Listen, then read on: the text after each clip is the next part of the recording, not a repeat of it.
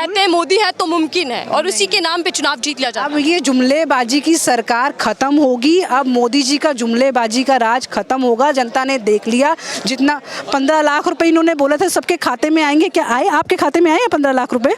राजनीति अपनी चरम सीमा पर है, यानी कि उबाल आ चुका है राजनीति में 2024 को लेकर। सरकार से लेकर विपक्ष तक रणनीति बनाने में लगे और हाल ही में पीएम मोदी तो अब महाराष्ट्र और कर्नाटक का दौरे पे भी निकल गए हैं, सौगात देने वाले हैं उनको, तो चुनावी मंच एक तरफ सजने वाला है। बिल्कुल, मोदी जी को तो बस ये रहता है कि किस तरीके से मैं सत्ता, उनको एक सत्ता की भूख है। उनको ये नहीं होता कि देश में क्या चल रहा है, आम जनता किस चीज़ से पीड़ित है, आम जनता की समस्याओं से कोई मतलब नहीं है। उनको सत्ता हासिल करनी है, उनको सत्ता की इतनी भूख है कि वो सत्ता हासिल करने के लिए आम जनता को एक्सप्लॉइट करते हैं। जो हमारे चुन के आते हैं मंत्री, एमएलएज या हमारे काउंसलर्स, उनको खरीद के वो अपनी पार्टी को बस स्ट्रॉन्ग बनाना चाहते हैं।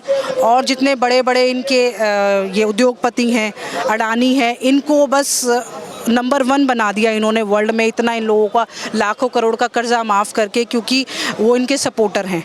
तो मोदी जी को आम जनता की परेशानियां नहीं दिख रही हैं। आज ये जो भारत का गौरव सड़कों पे आया हुआ, ये चीज़ें नहीं दिख रही हैं। उनको बस अपनी सत्ता की भूख है कि किस तरीके से मैंने अपनी सत्ता बचानी है इस देश में, क्योंकि उनको अब ये शायद महसूस होने लगा है कि शायद मेरा अब असर कम होने लगा है। जो मैं जुमलेबाजी करता था उससे लोग अब नहीं इतने इफेक्ट होते। कार्यकर्ताओं को कह दिया कि सिर्फ मात्र 400 दिन बाकी है, इसलिए जाइए, रोज नए लोगों से मिलिए और पार्टी के प्रति जोड़िए सदस्यता। बिल्कुल, आप देखिए कि यहाँ आम जनता और हमारे देश का गौरव अपने हक की लड़ाइयाँ लड़ रहे हैं और मोदी जी को अपने चुनाव प्रचार की पड़ी है, 2024 के चुनाव की पड़ी है। आम जनता की समस्याओं से उनको कोई मतलब नहीं है कि क्या समस्याएं हैं, महंगाई का है और इतनी जो अनएम्प्लॉयमेंट है उसकी इतनी बड़ी समस्या है, उनसे उनको कोई मतलब नहीं है। उनको ये है कि हर स्टेट में, हर राज्य में जाके मुझे अपनी सत्ता हासिल करनी है और जो बाय हुक और बाय क्रुक, चाहे मुझे मतलब जो जनता ने चुन के जिनको भेजा है उनको खरीद के अपनी सत्ता बनानी। वो तो एक तरीके से लोकतंत्र को ख़त्म ही करना चाहते हैं। जिस तरह की मोदी जी की पॉलिसी है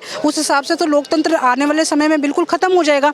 कहीं वो चाहते हैं अपनी मर्जी से चुनाव कराते हैं, जहाँ अगर उनके खिलाफ दूसरी पार्टी जीत के आ जाती है तो उनको एमएलएज को वो खरीदते हैं, तब अपनी पार्टी की। वहाँ पे आप देखिए, वहाँ मुंबई में, महाराष्ट्र में क्या हुआ है, इन्होंने इतने सारे, बल्कि अब इस पार्टी का नाम तो खोखा पार्टी हो गया है, क्योंकि अब इन्होंने खोखा दे के लोगों को अपनी तरफ अपनी पार्टी में खरीदना शुरू कर दिया। और इसी वजह से अब तो मतलब महाराष्ट्र में देखिए हर जगह खोखा पार्टी के नाम से ये लोग बदनाम है।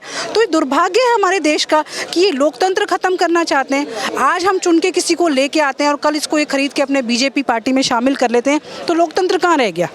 फिर तो वोटिंग का कोई मतलब ही नहीं रह गया ना। खुद को सबसे बड़ी लोकतांत्रिक पार्टी बताती है बीजेपी? बिल्कुल नहीं है, ये एक तानाशाह पार्टी है और ये पूरे देश में अपनी तानाशाही चलाना चाहते हैं। इनको ये है कि हम किसी भी तरीके से सत्ता हासिल करनी है और हमें सत्ता में रहना है। उसके लिए चाहे हमें आम जनता को कितना मर्जी एक्सप्लॉइट करना पड़े, आम जनता की समस्याओं से कोई मतलब नहीं है इनको। महंगाई के मुद्दों से कभी भी मुद्दों पे बात नहीं करते हैं, ना महंगाई पे, ना बेरोज़गारी पे। जो आम जनता जिससे इतनी ज़्यादा पीड़ित है उस पर बात नहीं करेंगे। कितने लोगों को इन्होंने ये बताइए कि आज तक रोज़गार दे दिया? ये कह रहे थे 2 लाख रोज़गार देंगे, आज तक कितने लोगों को रोज़गार दे दिया? महिला सुरक्षा की ये बात करते हैं, जब इतने बड़े बड़े एथलीट, इतने बड़े बड़े हमारे भारत के गौरव सुरक्षित नहीं है तो महिला कहाँ सुरक्षित है? हम आम महिलाएं कहाँ से सुरक्षित हैं?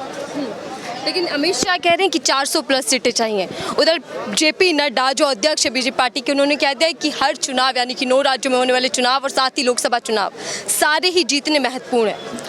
बस उनका एक ही मुद्दा है कि हमें जीतना है, चुनाव जीतना है, अपनी सत्ता हासिल करनी है, सत्ता की भूख है। उस सत्ता की भूख को पूरी करने के लिए वो हर तरह की कोशिश करते हैं कि हमें किसी भी तरीके से बस सत्ता में रहना है। तो इसके लिए वो लोकतंत्र ही ख़त्म करना चाहते हैं कि जो लोकतांत्रिक तरीके से जो जीत के भी आए हैं उनको भी खरीद के हम अपनी पार्टी में शामिल कर लेते हैं। तो वो एक तरीके से तानाशाह सरकार लाना चाहते हैं, वो लोकतंत्र को ख़त्म करना चाहते हैं और वो कॉन्स्टिट्यूशन को नहीं मानते, संविधान को नहीं मानते। आप देखिए कि एमसीडी में आप पार्टी का बहुमत आया है और उसके बाद भी वो आप पार्टी को एमसीडी में सरकार नहीं बनाने देना चाहते। वो कहते हैं, एलजी साहब कहते हैं कि मैं कॉन्स्टिट्यूशन को नहीं मानता। मतलब आप सुप्रीम कोर्ट को नहीं मानते, आप कॉन्स्टिट्यूशन को नहीं मानते। इससे बड़ी मतलब दुर्भाग्य की बात क्या होगी? हमारे देश का संविधान, एक एलजी कहता है मैं संविधान में जो लिखा हुआ उसको नहीं मानता, मैं अपनी चलाऊंगा। तो ये तो तानाशाह है। ये तो तानाशाही की सरकार है। अभी तक तो बीजेपी के लिए कहा जाता था कि वो हिंदुत्व वोट को अपना बना चुकी है और उसी से ही विजय पाती है, लेकिन अब तो मुस्लिम पसमानदा वोटर्स पर भी नजर है। कार्यकर्ताओं को आदेश दे दे कि जाइए भैया जोड़िए, उन वोटर्स को भी अपने ओर लाना। बस ये हिंदुत्व का कार्ड इनका अब फीका पड़ रहा है। जो इन्होंने अब तक हिंदुत्व के कार्ड पे पॉलिटिक्स की थी ना, हर जगह हिंदुत्व का लेके आए थे, ये वो अब इनको दिख रहा है वो इफेक्ट कम हो रहा है। तो इसलिए अब ये दूसरे अदर कास्ट जो वोटर्स हैं उन पे फोकस कर रहे हैं कि इनको किसी तरीके से हम अपनी तरफ करें। पर मैं मोदी जी को भी बताना चाहती हूँ, अमित शाह जी को भी बताना चाहती हूँ कि जनता पागल नहीं है। जनता को दिख रहा है कि सरकार क्या काम कर रही है। अब ये जो धर्म की राजनीति नहीं चला सकते, अब सिर्फ कास्टिज्म पे वोट नहीं करेंगे। जनता इतनी समझदार हो चुकी है, वो देख रही है कि सरकार ने हमारे लिए किया क्या। नोटबंदी कर दी, लोगों के बिजनेस ठप हो गए, काम धंधे ठप हो गए, और मतलब इतना ज़्यादा कोई महंगाई इतनी बढ़ा दी, हर चीज़ पे जीएसटी लगा दी, हर चीज़ को इतना महंगा कर दिया। दूध दही आटा चावल पे इन्होंने जीएसटी लगा के खाने पीने की चीज़ों को इतना महंगा कर दिया। आम जनता का जीना मुश्किल हो गया है। आम जनता इन समस्याओं से परेशान है। उनको मतलब नहीं है हिंदू या मुसलमान की राजनीति से, उनको कोई मतलब नहीं है। हमें जो हमारी समस्या में उससे मतलब है, और हमें ऐसे नेता चाहिए, ऐसे हमें प्रधानमंत्री चाहिए जो हमारी समस्याओं को समझे और उनको सुलझाए। हमें राम मंदिर बना दिया, हमें उससे क्या बेनिफिट है? कितने लोगों को उससे वहाँ पे रोज़गार मिला है? आप मुझे बताइए। राम मंदिर से अरे इतना आप लोगों को रोज़गार दीजिए ताकि लोग अपने जीवन को आराम से गुजर बसर कर सकें।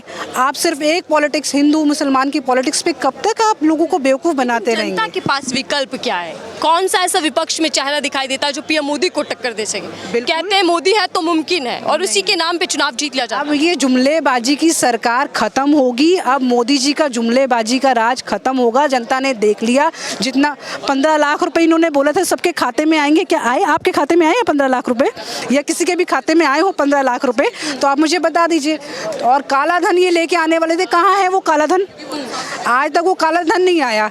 तो जिन मुद्दों पे इन्होंने इलेक्शन लड़ा था, आज तक भी एक भी आप मुझे बता दीजिए इन्होंने अपना। राम मंदिर तो बन रहा है ना, राम मंदिर बन रहा है, मतलब एक राम मंदिर के उस पे मुद्दे पे आप कब तक जनता को पागल बनाते रहेंगे? बताइए विपक्ष में कौन सा चेहरा है, कौन सी मजबूती विपक्ष में दिखाई आम आदमी पार्टी आएगी। केजरीवाल जी सबसे स्ट्रॉन्ग जो चेहरा है विपक्ष का, केजरीवाल जी हैं। आपने देखा है दिल्ली में उनकी सरकार है, पंजाब में उनकी सरकार बन गई। पार्टी अपने बलबूते पे टक्कर दे पाएगी या विपक्ष को साधेगी? बिल्कुल अपने बलबूते पे टक्कर दे पाएगी। जिस तरह पंजाब में हमने अपनी सरकार बनाई है, दिल्ली में M3D भी हमने जीती है, उससे पहले दिल्ली में हमारी सरकार चल रही है। इसी तरीके से विपक्ष को कोई टक्कर दे सकती है तो आज के टाइम में सिर्फ आम आदमी पार्टी दे सकती है और केजरीवाल जी दे सकते हैं। बहुत बहुत धन्यवाद। हमारे साथ थी बबीता जी, जिनसे खासा बातचीत की राजनीति को लेकर और देश का गौरव जो इस वक्त सड़कों पर अपनी मांगों को लेकर है उनके बारे में भी बातचीत की।